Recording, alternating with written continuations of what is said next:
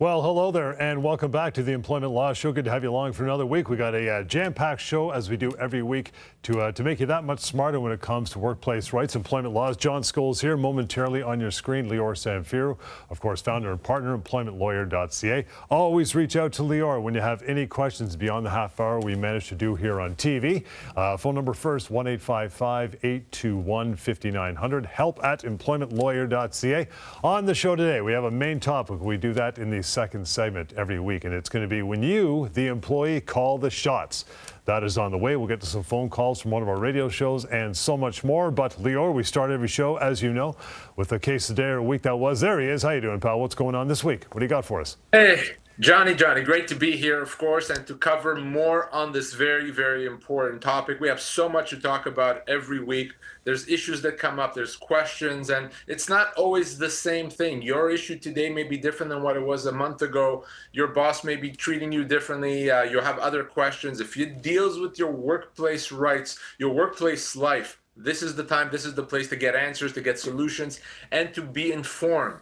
There are a lot of rights that you have, and we're going to talk later about situations when you hold all the cards, you get to make decisions. But in pretty much every situation, there are things that you can do if you're being mistreated by your boss, if you're lost your job, if you're being threatened, or if ultimatums are put in front of you by the company that you work for. There's things that you can do, things that you need to say or not say, and of course there are legal avenues to pursue, and on this show you'll learn about that. But beyond just this show, we're going to be here for 30 minutes. Beyond that, of course, you need to reach out to me so we can have a private discussion or private email exchange, and we'll give you that contact information throughout the show. Just the message here, very simple, very clear. I've been saying it for years. You have rights, a lot more in fact than you may realize. And let me give you an example. I'll start off with the case of the day. I spoke with the ladies that since late 2020, so this is now 5 years or so, has been working remotely. Started during the pandemic, and she's been working remotely. For her, this was a very good thing. She's an older employee in her 60s. She does bookkeeping work. So for her, not having to go to the office every day was massive. It was very helpful for her. Probably extended her work life. She was able to do her job remotely. Her employer was happy. Everything was fine. Well, a few months ago, her employer, the ownership of the company changed. Her employer changed. And after a couple of months of that, her employer says, we need you now to come back to work twice a week. So you can work from home 3 times a week, but you need to come into the office twice a week. For her, this was a shock. She had already structured and planned her life around working remotely 5 days a week, and she didn't want to. She told her employer that, and I said, well, we have a right, we're the employer, you have to come in twice a week. We're not making you do it 5 times. And if you decide not to, well, we'll consider you to have resigned and we'll wish you well. Thankfully, she knew she knew that this didn't sound right, and she called me. She wanted to understand what this all means.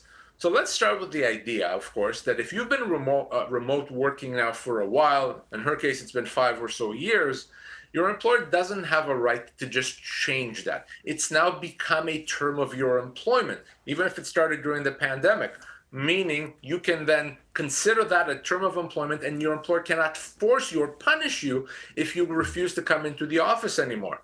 So what does this mean for her? It means that she can say no. If as a result of this, if she loses her job, that's not a resignation. That's a termination. And she's owed severance. She's an older employee in her 60s. She's been there quite a few years. For her, that's 2 years' pay. Not a resignation. Instead, she's owed 2 years' pay. She was actually very happy to learn that, because she'll take this opportunity probably to retire if they have to pay her for 2 years. So I wanted to remind everyone of this. First of all, your employer doesn't get to decide if you resign. Let's start with that. But beyond that, if you're working remotely, you have a right to continue in that arrangement. If you refuse, that's not a resignation. If your employer wants to let you go, they can, but they have to pay your full severance. If you're facing an employer that's trying to put pressure on you to come into the office when you've been working remotely, before you say no, before you say yes, before you do anything, let's talk about that so that you can understand your rights. Lior, would this be something that the employer would only be armed to do had they put it in an employment contract way at the beginning, say at the beginning of employment? That would be different, yeah? They could have put in the employment agreement that they can decide if she works remotely or not, but they've also could have done it back 5 years ago when the pandemic started, saying, we're going to allow you to work remotely, but we have a right to call you back whenever we want to. If they had done that and the employee signed that, then yes, her employer could have told her, now you need to come back into the office. Because they didn't do that, they're just now deciding to change the deal. They can't do that. The employee is allowed to refuse, and they can't be they can't be disciplined for refusing to come in. And this is something that I guess any employers listening should realize by now. It's not just her situation. It's pretty much across the board, right? If you've let them stay home for this many years now and you want them to come back, you just can't say, come on, let's go. But that's exactly what I see employers doing. It's one of the most common questions and scenarios that I'm seeing these days. Employers telling their employees, yeah, you need to come in. Maybe not 5 days a week, but 1, 2, 3 days a week. And for many people, that is a really big deal. If you've been working remotely for a while, your life is now based on that. And to start to come in every week, that's not something that you want to do, or at least some people don't. And if you don't want to do that, as I said, you absolutely have rights. Okay, employmentlawyer.ca, that's the place to go if you want to find a radio show in your neighborhood, your community that carries our show. Been doing that for many years. Got a lot of phone calls in the show. In fact, we encourage you to call in every week and talk about your condition and what situation you have at work. I want to get to our first phone call for the show, Lior. We always have 3 in this half hour. Number 1 is coming up right now, so let's listen to what we got. Received a very small severance package. The termination happened in a way that when my CMO got let go, they told us that there's no more termination happening, and then they basically took everything off our plates and then got rid of my whole team. How long did you work there for? 1 year and 6 months. Okay, and what kind of a job and how old are you? I'm 31, and it's a sales enablement position. And what did they offer you? So they offered me 2 weeks severance, and then when I signed, I would get an additional week. What do you think about that, huh? So let's start just with this basic stuff, and that is, regardless of the circumstance, an employer is allowed to let her go, certainly in this situation. She may not like it, she may not agree with it, but legally that can happen. Of course, the issue is severance. Now, a lot of people may say, well, she's been offered 3 or 4 weeks pay. She's only been there for over a year. That sounds pretty good, right? 3, 4 weeks after only a year of employment, that's not bad. Well, it is bad. Remember, short service employees are actually treated better, disproportionately better than longer service employees. So she's owed much more than that. And I'm going to show you how you can find out how much she's owed, how much you're owed. Very, very simple to do. You simply go to pocketemploymentlawyer.ca and use the severance calculator. Let's do that right now. Again, at pocketemploymentlawyer.ca. Let's see what she's owed in this situation. So we know that she's in a sales role. She's still very young, 31, employable, been there for only a year and a half. We see right there she's offered 3 weeks, but she is owed right around 3 months of severance. Not 3 weeks, 3 months. So this is a wrongful dismissal. She's being let go and she's not offered what she's owed. That's why we use the severance calculator. You'll probably be shocked and surprised by just how much you are legally owed. So check out pocketemploymentlawyer.ca. Now, this caller, Lior, did mention she's in sales. What are the chances that this employer is going to drop the ball, not only on the amount of severance, but all the stuff that could possibly be included when you're in a sales role, right? Highly, highly likely. And many people in sales and in other roles as well don't just have salary. They may have bonuses, commissions, etc. All those components have to be included as part of the severance. It's not just your base pay. So if she earns commission, she's in a sales role, her average commissions have to be included for the 3-month severance period that we're talking about here. And that could be substantial. It could even be more than the salary portion. So always ask yourself, should the employer include other things? Would I have received something had I continued working? And if the answer is yes, I would have, then of course, John, it has to be included as part of the severance. Now, you did mention average commissions, Lior, based on sales. And I guess that would be, most people that might be where they stumble. The calculation being a sales role could be like this every month. It's not an even paycheck. Do you just take an average over several months? How do they do that? Well, if you've only worked for several months, obviously we'll take an average over that period of time. If you work for years, usually we would do a 2 or 3 year average and see what that figure is, and we would use that figure. It's not necessarily scientific. We don't know for sure what you would have earned had you stayed on. That's why we look at an average. That's our best estimate. So a 2 or 3 year average for commissions, for average bonuses is the appropriate way to calculate it. Again, employmentlawyer.ca to find a radio station in your neighborhood. Phone call number 2 now, Lior. Listen up. Here it comes. I've been working for my employer for about a year now. They started doing a significant hiring spree. They assured us that a lot of the longtime employees, nothing was going to happen, but it seemed like there was less work coming in. I got called into the office and was asked to stay home for a day, just saying that, it's something temporary, the layoff. I've been off ever since. I'm supposed to be getting about 44 hours a week. I'm a full-time employee, and I'm wondering what I can do about that. Interesting, right? So fewer hours, then the layoff. You know what's coming third, right? If it hasn't happened already. That's right. But the thing is, he doesn't actually have to wait for the termination. So he has 2 options. Option 1 is do nothing. Okay, and you can see and wait and see what happens. And do you get called back to work? Do you go back? Do you get terminated, etc.? But there's another option which happens with a temporary layoff, and that is you make the decision that you're going to treat that as a termination. Your employer, in most cases, does not have the right to put you on a temporary layoff. So if they do, you can consider that a termination. It's 100% pay reduction, right? So it's a termination. And now they have to pay you severance. Your employer may be surprised to learn that. They think maybe, well, we didn't let you go. We're just putting you off work, and we're going to deal with you in a few months. No, not so fast. The employee can choose to consider that a termination and get severance. So you wait and see what happens, or you consider that a termination now, get your severance, and move on to different employment. Has the tariff factor changed anything, Lior? I know a lot of employers think, we've seen on the radio show as well that a lot of employers are doing preemptive layoffs, even though they haven't affected their business yet. They're kind of looking ahead going, this might happen, so just in case, guys, I'm going to put a few of you on ice. Does that change the calculation at all? A lot of employers are concerned. Some are feeling the effect of what's happening south of the border, and some of that is impacted, or employees get impacted by being put on a temporary layoff. I have seen that happen. But here's the thing. The fact that your employer may have legitimate concerns or legitimately the business is struggling does not give your employer new rights. It does not give them the right to put you on a temporary layoff. It does not give them a right to avoid paying you severance or to reduce your severance. If anything, the tariffs, to the extent that it impacts the economy and your ability to find another job, is going to increase severance, not decrease it. So tariffs and legitimate business concerns does not eliminate your rights. If anything, it adds to them.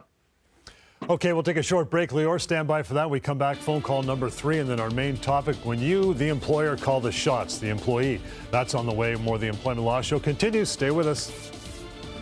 People think contractors aren't owed severance. EmploymentLawyer.ca says that is a myth. Many contractors are actually employees and are entitled to full severance pay. Always check with the employment lawyer first at EmploymentLawyer.ca. How do you force insurance companies to pay long-term disability claims? Insurance companies deny legitimate claims all the time. They're playing the odds. They know that most people are just going to walk away. Your insurer may ignore you, they may even ignore your doctors, but they can't ignore us. We know how insurance companies work. We know their weaknesses. We know how to use the legal process to force them to pay you what you're owed. Go to disabilityrights.ca. Discover your rights, fight back, and get what you're owed. People think you are only owed 2 weeks' pay when you lose your job. EmploymentLawyer.ca says that is a myth. You may be owed much more than 2 weeks per year. Don't settle for less. Always check with the employment lawyer first at EmploymentLawyer.ca.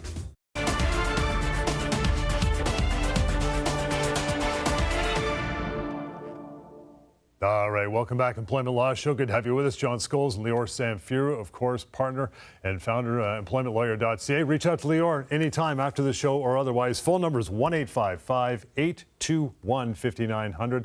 Help at EmploymentLawyer.ca and simply EmploymentLawyer.ca to find a radio station in your neighborhood, your community, where you can join our show every week across the week as well. Phone call number 3 from our radio show, Lior. Let's listen up and take this one apart. Here we go.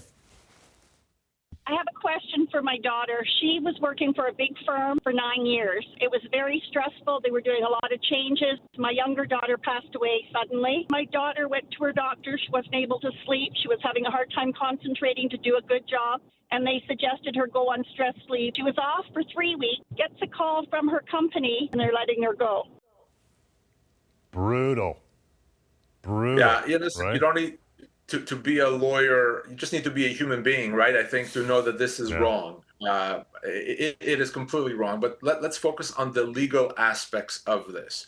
If this employee, obviously for legitimate reasons, dealing with a family tragedy, is suffering from some mental health issues, depression, anxiety, etc., and that's backed up by a doctor, which it sounds like it was, and she's off work because of that, she's protected. She cannot be let go because she's on this medical leave or because she's struggling with a disability, what have you. She cannot be let go. That would be potentially a human rights violation. It could also be an employment standards violation. It's illegal. Can't do that.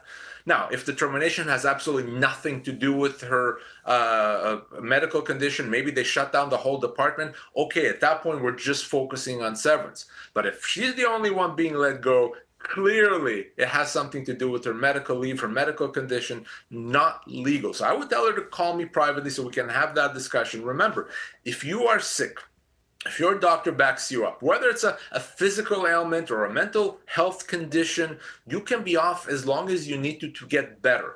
And you cannot be let go or punished in any way because you did that.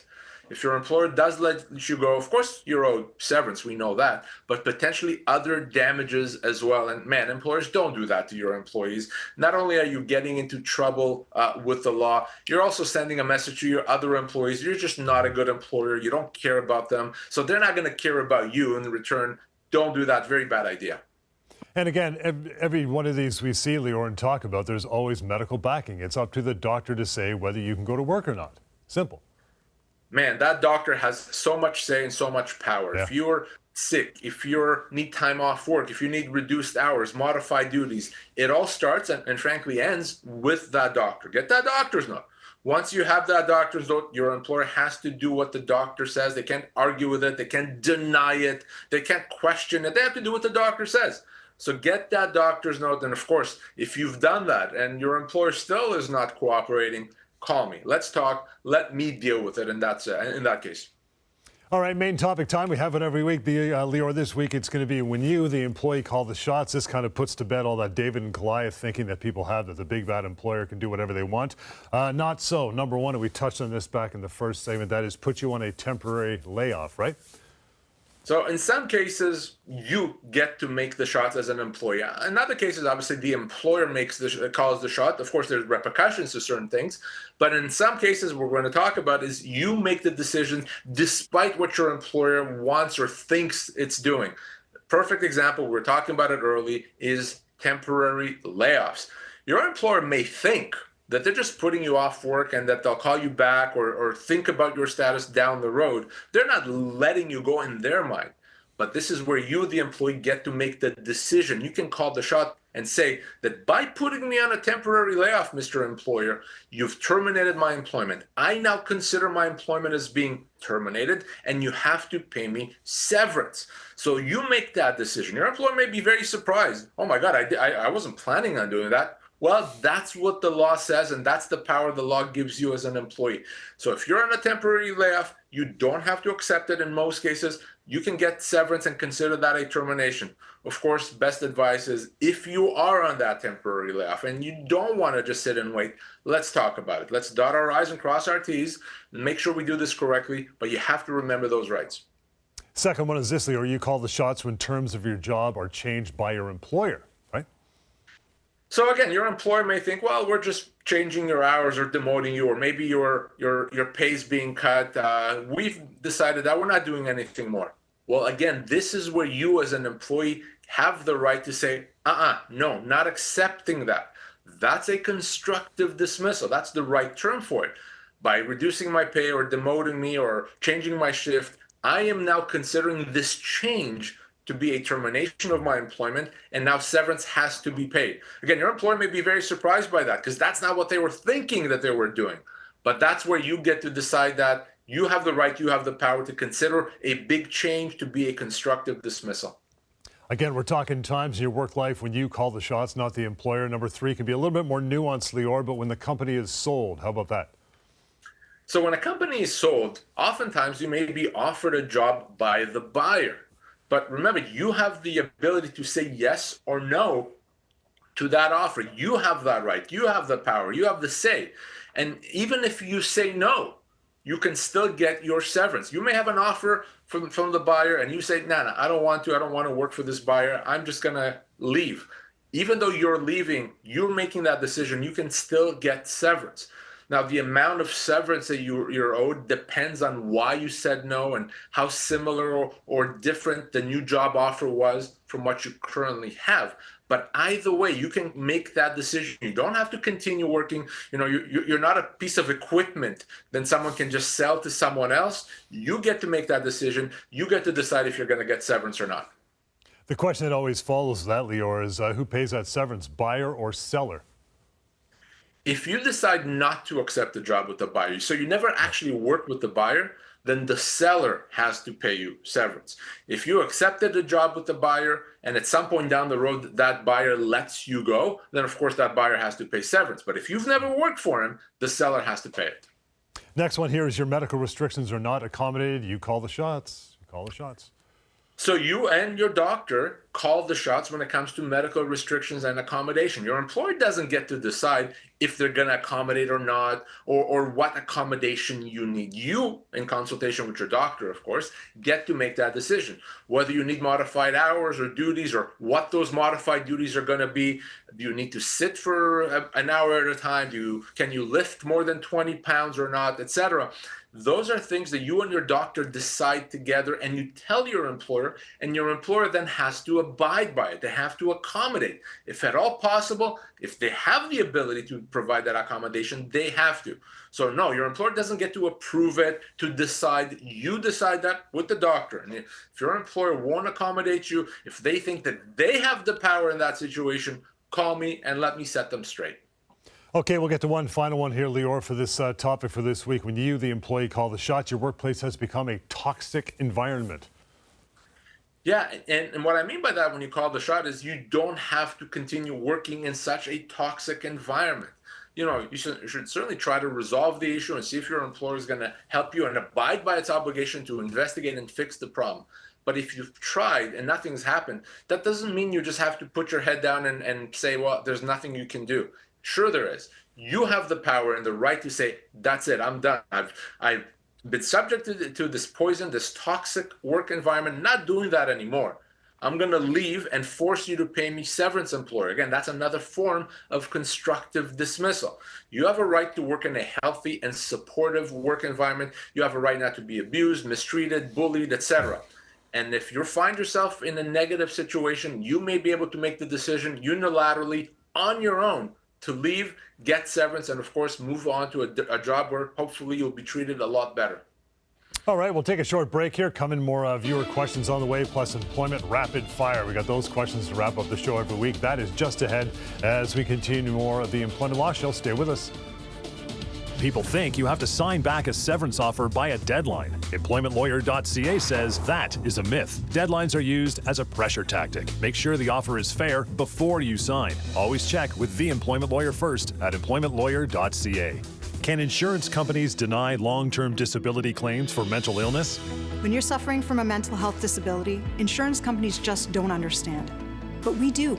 They can absolutely not force you back to work. If your doctors say you are not ready and you know you're not ready, they cannot make you go back to work. If you have a mental health disability and your claim is denied, don't give up. Give us a call and let us fight for you.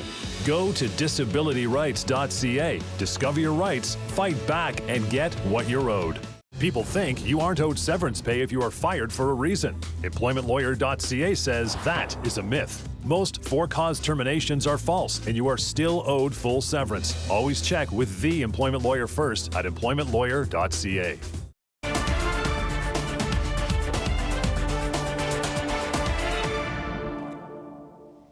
All right, welcome back. Employment Law Show. A few minutes to go here. Reach out to Lior after the show if you need him. Just questions is fine. 1-855-821-5900. Help at employmentlawyer.ca. There's also terminationquestions.com, free and anonymous website for you to ask questions, which is where we're going right now, Lior. So listen up. Here it is for this week. My husband has worked in sales at the same company for just over 5 years. The business has gone through 3 ownership changes, and each time they keep him on. This week, without any warning, he was let go and told it was due to performance. He's almost 45. What should his severance package look like? So, John, obviously the first thing to remember is that if he's been with the company through various ownership changes, the general rule is that his seniority follows him. So if he's worked 1 year for this one year for that one, etc., all those years count. And now, based on this question, he's a 5-year employee and has to be paid as a 5-year employee. So ultimately, can they let him go? Yes. We may think that his performance is just fine and this is just a silly reason. Ultimately, it comes down to severance. As long as proper severance is paid, the termination would be legal in most cases. So we need to focus on that severance. We're going to go back one more time to the severance calculator. You're going to find that at pocketemploymentlawyer.ca. Free, anonymous, easy to use. We're going to plug in the information just to show you how easy it is. And let's see what that actually gives us. So he's in his 40s in a sales role, been there for 5 years. What is he owed by way of severance? You see right there, 8 months pay. 8 months pay. I don't know anything about this company, but I can almost guarantee you that he's going to be offered less than 8 months pay. Why? Well, because most people are. And that's why we have the severance calculator. That's why you call me. If you're staring at that severance letter, there's a 90% chance plus that whatever you've been offered is a lot less than what you're owed. Not a week or two less, months less. Do the right thing, do the smart thing. Call me if you lost that job.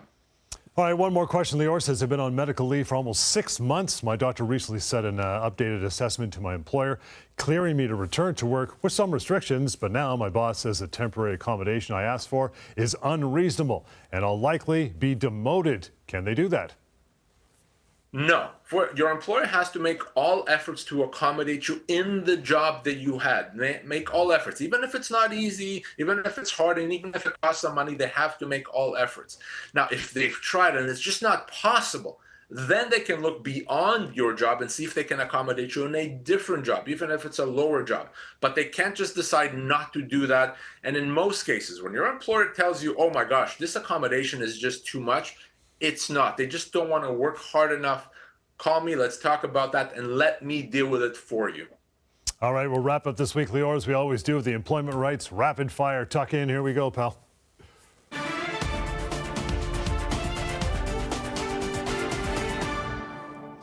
Rapid fire question number 1. Does your employer have to pay for training programs? If your employer is demanding or requiring you to attend training, then yes, absolutely. You have to get paid for the time you spent on those programs. Now, if you want to better your skills and asking your employer to allow you to do that, they don't have to agree or pay you. But if it's employer required and mandated, yes, you must be paid. All right, rapid fire question number 2, Lior. Can your vacation approval be revoked? Ouch. What do you think? Ouch. Ouch indeed. So for most people, the answer is it can be revoked if you have not relied on it. So if you've relied on it and you went off and bought plane tickets and booked hotel and kind of spent money, then it's going to be a heck of a lot more difficult for the company to revoke that approval. Otherwise, generally an employer can say yes or no and even change its mind. So keep that in mind. Rapid fire number 3. Here we go, Griswold. Can your employer stop providing the annual bonus? If you receive a bonus regularly, it becomes a term of employment. They can't change that. It's part of your compensation and it cannot be taken away. Rapid fire number 4. Can your employer deduct pay as a disciplinary measure? Wow. No. They cannot deduct your pay ever. Even if you owe them money, generally they cannot deduct that pay. Your pay is sacred. It has to be paid if you've earned it. And finally, number 5. Do you lose your right to severance pay if you're let go for cause? The only time you can lose your right to severance is if you did something terrible, something awful, something that makes it impossible to continue employing you. The fact that you may have done something wrong does not deprive you of your severance. If the employer tries to do that, that's a wrongful dismissal. And that is it for a week. You got them all done, pal. Appreciate that. We're going to let you move on now and contact Lior on your own time. 1-855-821-5900. Help at employmentlawyer.ca. And always pocket employmentlawyer.ca for the website as well. We'll catch you next time in the Employment Law Show.